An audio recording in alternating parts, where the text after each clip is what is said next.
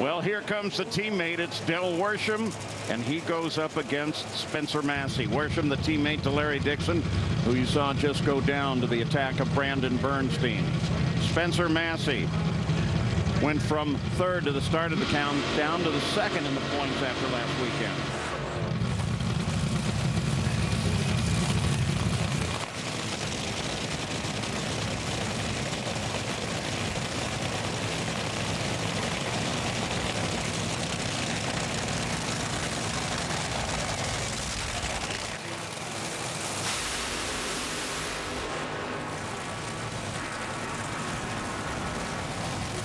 Well, Del this year won at Norwalk over Spencer Massey. Was runner-up at Englishtown to Spencer Massey on a hole shot. And here are the points right now. This is the way they stand.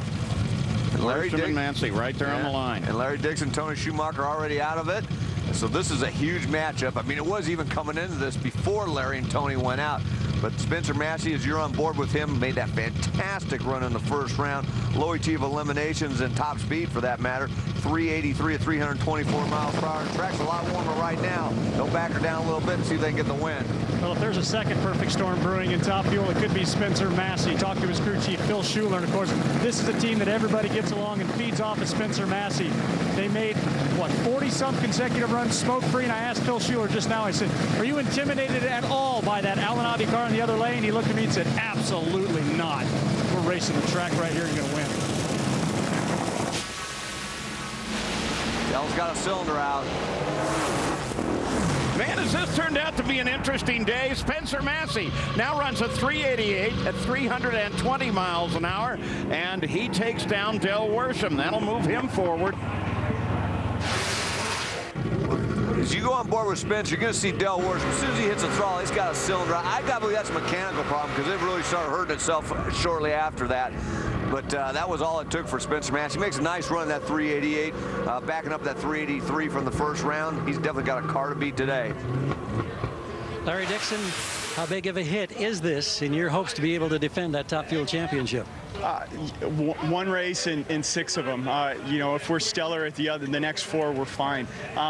You know, the thing about it is you got Del going out. You got, I mean, the top 5 in points, all 5 of them can't go to the semis, and all 5 of them can't win the races. So, I mean, we lost an opportunity to make up ground, but we're not losing ground to them either. So we just got to take the Alan Toyota car, go to the next race, and try and both of our car, our car and Del's car, we got to show better next week, you know, for Shea Callan. Thank you. Thanks. Well, here's a look at the ladder now for the semifinals. Bob Vandergriff, who is not in the countdown to the championship, it can only be a spoiler, faces Brandon Bernstein, who is in the countdown. And both of these guys, Spencer Massey and Antron Brown, are in. Whoever wins is going to go away with #1 in the points. Well, let's take you back to the final qualifying session in Top Fuel. Morgan Lucas drops a cylinder on the right side of that car, and then after that, you see on the left side, it starts burning a piston, that funny orange flame. Morgan felt it, he shuts it off.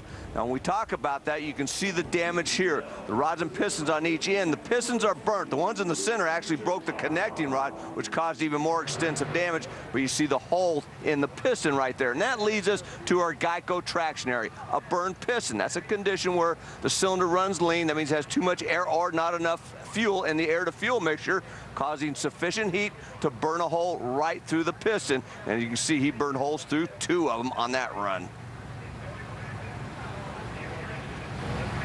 Well, and they're reporting now Del Worsham oiled the track down. 10 points go away and $1,000 out of his pocket.